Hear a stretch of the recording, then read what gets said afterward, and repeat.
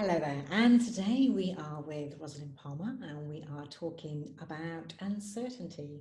So, Rosalyn is an ex-PR company owner and a therapist and coach. And before we get onto the subject of uncertainty, I'm just going to ask Rosalyn to tell us a little bit more about herself. So, welcome back, Rosalyn. Thank you. Thanks for having me. Nice to see you again. It's always lovely to catch up with you. So, yes, well, we know each other from former iterations in Mm. PR. Yes, I do have a PR and marketing background. For the last 5+ years, I have been a therapist and a coach. So, I work with clients using one or other or a combination of both. I'm trained in advanced rapid transformational therapy, which is an award-winning hybrid therapy that combines the best and the most effective bits, if you like, of clinical hypnotherapy, NLP, CBT, and psychotherapy.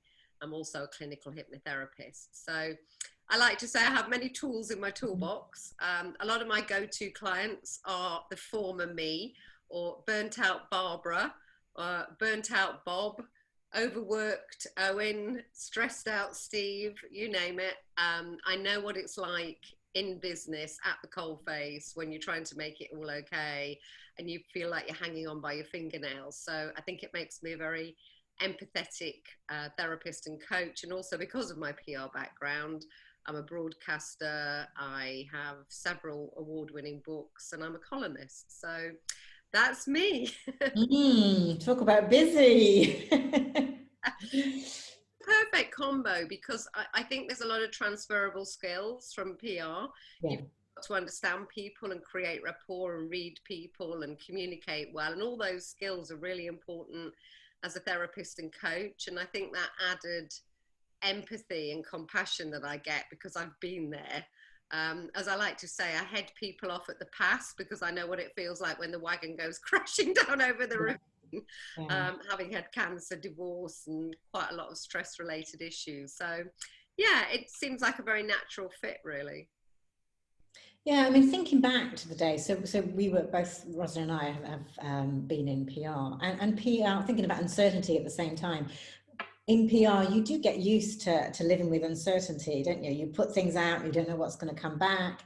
You get a new client, you've got a fairly good idea of the stories and so on that you can put out for them. But there's a certain uncertainty there. You don't know what journalists are going to pick it up, what publications are going to be interested in. Um, Totally. I mean, unlike something like advertising, where of course, the campaign may or may not work, but at the end of the day, you know that all of that hard work, there is going to be an advert at the yeah, end, and yeah. it's to go on TV or it's going to go in a magazine. We launched a major survey with a press breakfast briefing on the day that Princess Diana died. No journalists came, and so of course we'd done all that hard work.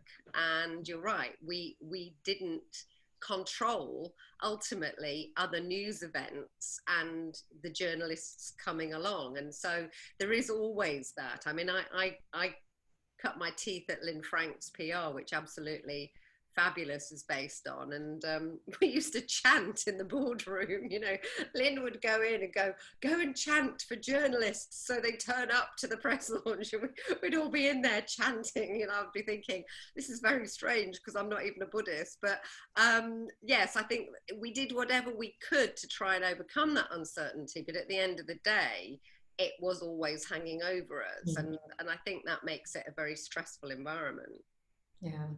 So I'm seeing a lot of people who have been made redundant. So at the moment, that's probably one of the biggest uncertainties around, because getting a job now is probably going to be harder than it was a couple of years ago, based on all the stuff that's been going on financially and with the pandemic.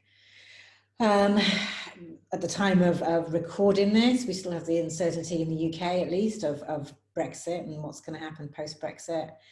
We have I mean, there are a few glimmers of hope. Things like the vaccine were announced this week, but there's still a lot of uncertainty around, is that really going to solve the pandemic and so on. So there's uncertainty everywhere at the moment, isn't there? I know in our household, the big uncertainty is Christmas. Like, who's going to be with us? Us too. Well, I'm moving a week on Monday, so there's that upheaval. And then my partner has a very big family. Also, his mother is really not terribly well and 89. And everybody came together on Boxing Day. It was the big thing. And we've been doing lots of work to the house. And it's like, yes, because of Boxing Day. And now we're like, can we even do Boxing Day? Probably not, you know, not with lots of people. So, yes, there is. And uncertainty is a factor of life, Paula, as you know. And some of it can be kind of exciting. I mean, there's been studies done where people were given gifts and they were given one that they knew what it was and one that they didn't know what they were getting. And actually, the anticipation, the excitement of the one that you didn't know what it was, led to greater endorphins and pleasurable feelings. So there is a sort of a anticipatory uncertainty of something maybe being nice that can be fun. But as humans, and with our, I like to call it our caveman wiring in the primitive parts of our brains, for survival, really, we don't really like uncertainty. Uncertainty tends to spell danger. Uncertainty is, I don't know what it is, therefore it might be a threat. And the brain also has within it, you know, and I'm not going to go into great detail, but the two bits I always like to talk about are the limbic amygdala. That's the caveman part of our brain, which is, there's a mammoth in front of me or a saber-toothed tiger. I'm going to fight, flight, or freeze. So I'm going to bob down, I'm going to run away, I'm going to fight it. And we get triggered into that all the time. And unfortunately, we haven't worked out that it's not a saber-toothed tiger anymore. It's actually somebody cutting us up in traffic. Or actually now, funnily enough, I was in the supermarket the other day and I was doing my self scan and this woman just came right up next to me and like really crowded me out, and I was a bit like, do you mind just standing back slightly, you know? So my whole kind of security and safety little bubble had been invaded. So there's a lot of that going on.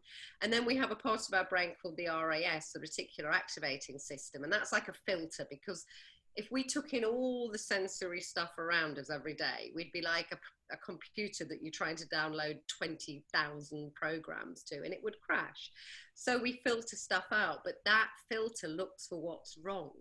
So we have what's called a negativity bias. So the brain, again, I'm a caveman, I'm having a lovely day. Oh, look at the view. Oh dear, look at the saber-toothed tiger. You know, it's like in Terminator, you know, when they go zoop and that bit comes up because they see the thing that's wrong. Yeah.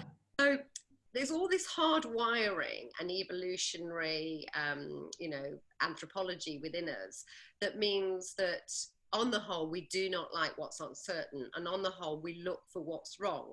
And so when we can't control our environment, and that's really what you're talking about, Brexit, what will the future hold? How will it even be? Can I travel? COVID, everything else. Can I even have Christmas? When all of those environmental factors around us are really uncertain, it causes great stress. And I can see it in people all the time. And I think what I'm seeing with people is that they're almost going the other way and trying to heavily control the things that they can control. Do you see that with your clients? Totally, because one of the factors of uncertainty is probability. What's the probability that will be good, that will be bad? And now, as you say, and particularly with things like threat of redundancy, a year ago, 2 years ago, you might have quite sensibly thought the probability of me being made redundant is very slim because I do a good job, my company is doing well, etc., etc. Now suddenly that's gone out the window because your whole industry, if you were in hospitality, for example, and I know a lot of retail's really struggled, haven't they? Like Waterstones are really complaining that they've had to shut down, whereas books are still being sold in supermarkets. So it's not even really a level playing field. So what's going to happen to all those people who are hardworking, good people at Waterstones? Are they now thinking, hello, I think I might be made redundant? So that uncertainty is about risk, and we are risk averse again. So yes, so because you can't control that, you'll try and control this. And so that's why people become OCD, obsessive compulsive disorder, because it's like I cannot control everything that is going on around my world. I feel absolutely out of control, terrified, all my certainty has gone.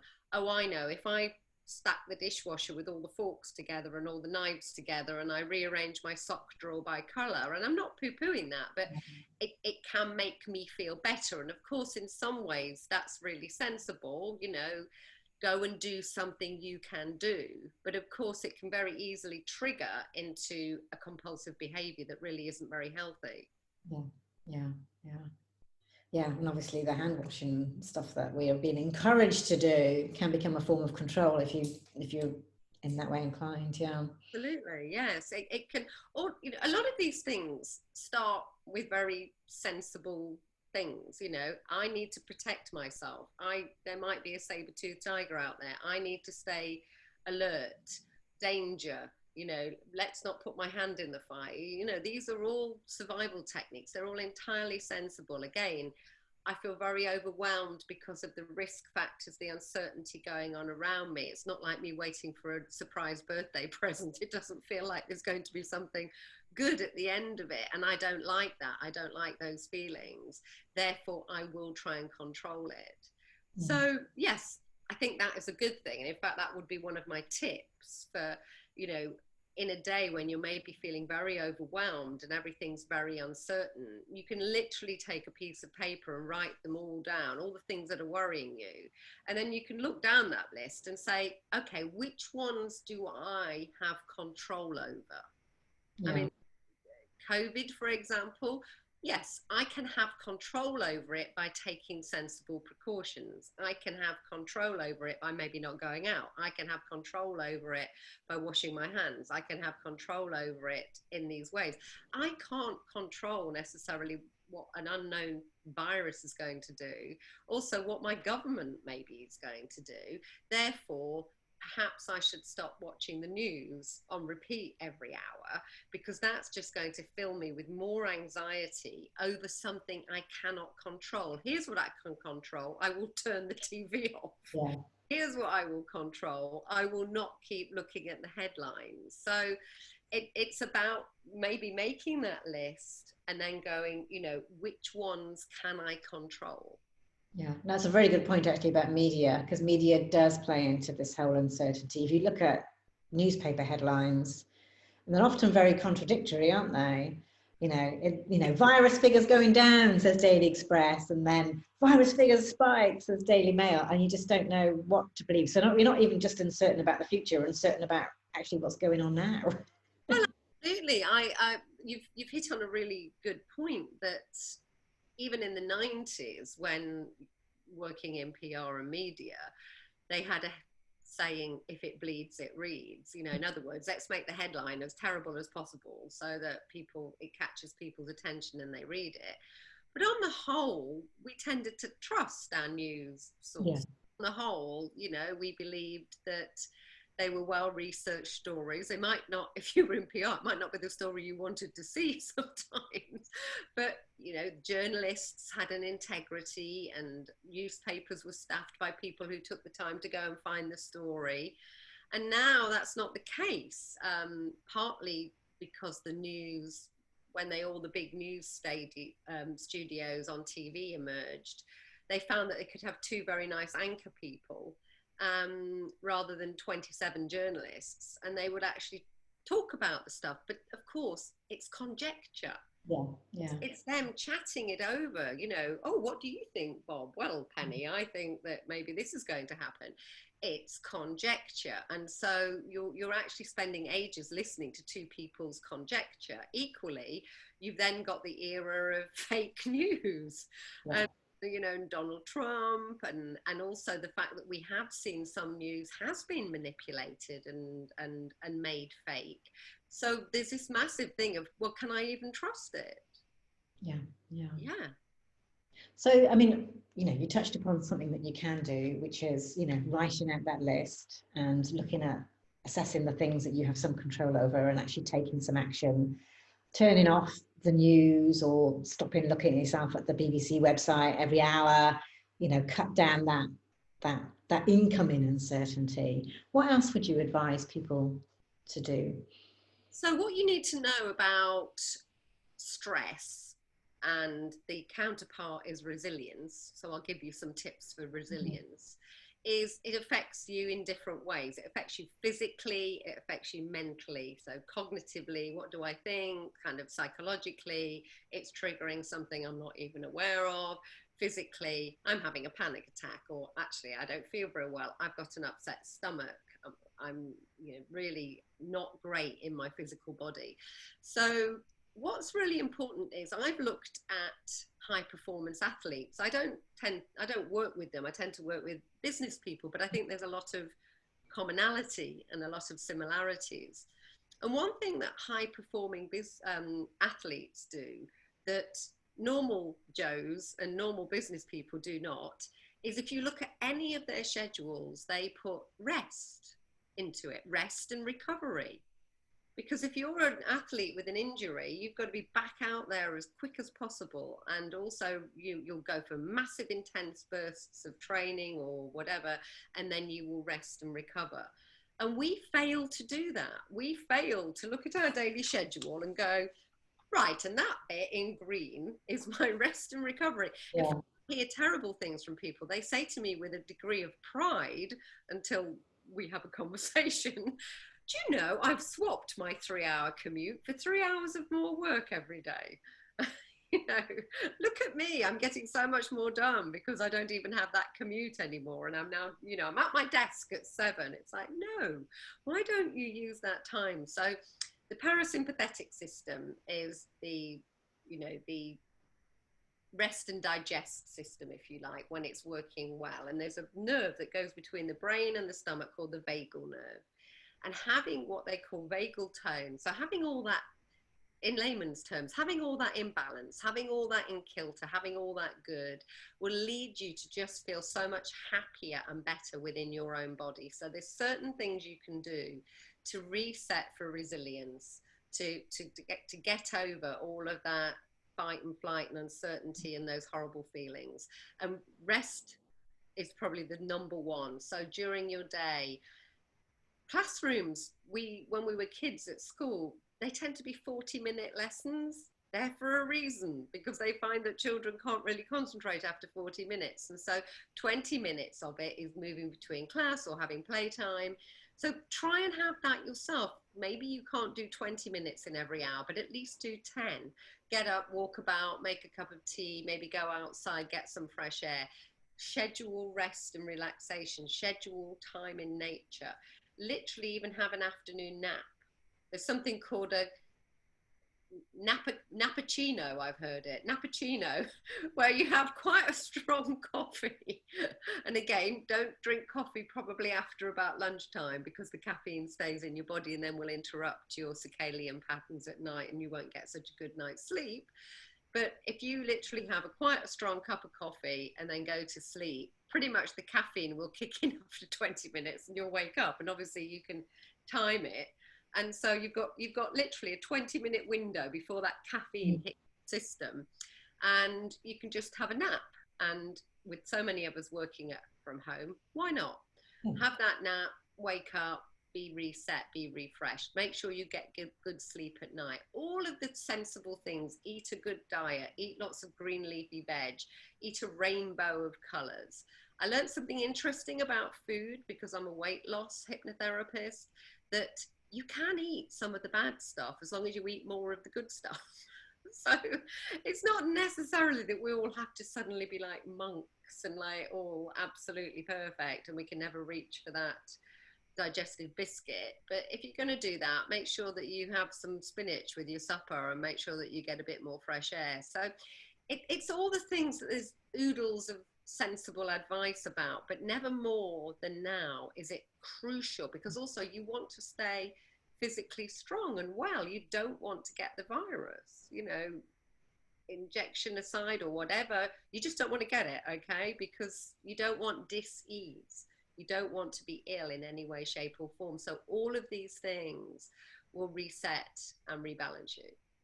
Okay. So that's, yeah. So I have, the vagal nerve. I've heard of that before. Isn't have a group of people who are very keen on cold showers. Love it. So Yeah. I belong to a wellness network, and I was doing a presentation on this very thing, and and I mentioned Wim Hof. Mm. Wim Hof, or the Iceman, he's great. And if you just Google pictures of him, it's all him sitting like up snowy mountains with just a pair of swimming trunks on. And he can endure longer periods in cold than probably anybody who's ever been monitored ever before. And he really started out because of this, because one of the ways to reset the vagal nerve and to get your vagal tone back is ironically to stress the body, but to stress the body in a very measured way. And that measured way is to give it a blast of really cold water. It's why people who are doing this open water swimming are seeing a lot of health benefits, because you know they're getting into this very, very cold water. And so I do start my day with a cold shower. I'll be honest, I do. I look, I think you're supposed to do it for about 5 minutes. And I'll be honest, I don't always do it for 5 minutes.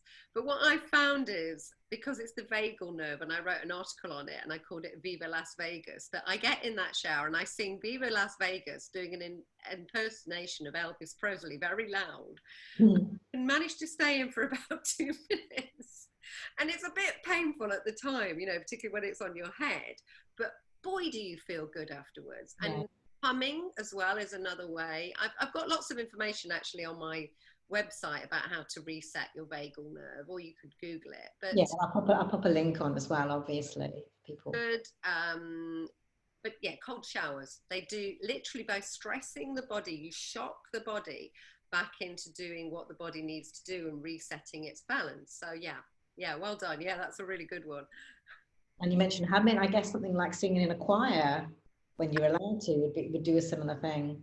So many benefits of singing, and I joined an online choir in lockdown, and we meet every Monday evening. And of course I would really much prefer to be in a room with everybody, but it's still lovely, and we're all on Zoom and we all get the music beforehand. Luckily nobody can hear me, but I really enjoy the benefits of singing. And so yes, singing, humming, meditation, mindfulness, yoga, all of these things are ancient practices, and they all have, now that there's been scientific analysis of them, they actually all do the same, or they all lead to the same benefits. They don't all do the same thing, but they lead to the same benefits, which is resetting your body, getting your vagal tone up, getting your parasympathetic and sympathetic systems in balance so that you're not always in that flight or fight. And of course, if you do all of that, you are just going to feel more comfortable in your body and more in control, which will stop you from being kind of OCD tendencies, because you won't need that extra reassurance because you'll be feeling so much better, even though all that uncertainty is still going around you, even though, you know, and I've been made redundant, as you know, because I wrote that article for you 3 times in my career. Mm. And it's not fun. The uncertainty is not fun. And all you can do is, again, do what you can do. If you're worried about that, you know, I'm sure you're giving all this advice. Of course you are, with all the experts. Get your house in order, get your CV in order. Think about, is this the time to retrain or change career? Do what you can. So write everything down and go, we used to call them hygiene factors. You remember in PR marketing, it's a factor. You know, the sun goes down at the end of every day, the sun rises every morning. You know, Brexit is going to happen. We don't quite know when the end to this virus is going to happen. They're hygiene factors, they're factors. They're not great in a way you can't do very much about it, but you can do, like we've said, don't scare yourself. Don't watch the news on repeat. Don't feel that you need to control things in unhealthy ways. Do all the healthy things, and you would just feel so much better. I had a panic attack 5 years ago when I was first training, and I was going through a divorce, and I'd never had one before, and I thought I was dying. My friend called 999, and then I was really disappointed when they didn't come. They were like, "Oh, she's having a panic attack." I'm like, "No, I'm dying. It's definitely dying." It was horrible. It was absolutely horrible, and it came out of nowhere because of course that stress builds and builds and builds like a little volcano inside you, and often it comes just when you're not expecting it. So do everything you can to keep that balance, to keep that down, to be in control in a good and healthy way. Yeah. And one thing that strikes me about everything that we've said here today is that it's all free. You don't have to spend money on having, you know, a cold shower or doing a meditation or going for a walk. So it's, yeah, it's just setting the time and thinking about it. Well, again, like I was saying about that schedule, you know, think of athletes. They set time for rest and recovery. Think of school. Lessons tend to be 40 minutes. So have, if you take nothing else away today, have that discipline about what your day is going to look like. Now I work with some top chief execs, trust me, and they pay me good money to do this kind of stuff. And I go, put it in your diary, but call it something else. Mm. So it'll be in their diary and it'll say something like preparing annual review. Yeah, yeah. Actually, they're having a cappuccino nap. You know, having a nappuccino. You know, please don't disturb me for 20 minutes. And I know that sounds silly, but it's actually, you know, they're going to be no use to the company if they're ill or stressed and making bad decisions. They're going to be no use to themselves or their family, you know, and it's that oxygen mask analogy. Get your own oxygen mask on first, and then you can be so much better for everybody else. So, yes, these things, they're all free, they're all available. I've got oodles of information on my website, lots of mental well-being stuff out there, more than ever before. Trust me, in the 90s and the 80s you didn't talk about stress and that you were feeling a bit burnt out. It wasn't really career enhancing. Thank God, despite everything else that's going on around us, we live in different times. Yeah, that's true. We can have conversations about this sort of thing now and not look weak or vulnerable or whatever. Yeah. Well, that's been really, really helpful today. Thank you, Rosalyn. It's been really interesting to find out that you have cold showers. But I'll put all Rosalyn's details underneath the video as usual. So thank you. Thank you. And we'll just plug about my book, Reset. What Mm, a great title. I wrote it 2 years ago, but the whole book is about how to keep resetting. So, brilliant. that Brilliant. reset button, but in a good way. Yeah, Thank great. you, Paula. Thank Yeah. you so much. Sorry.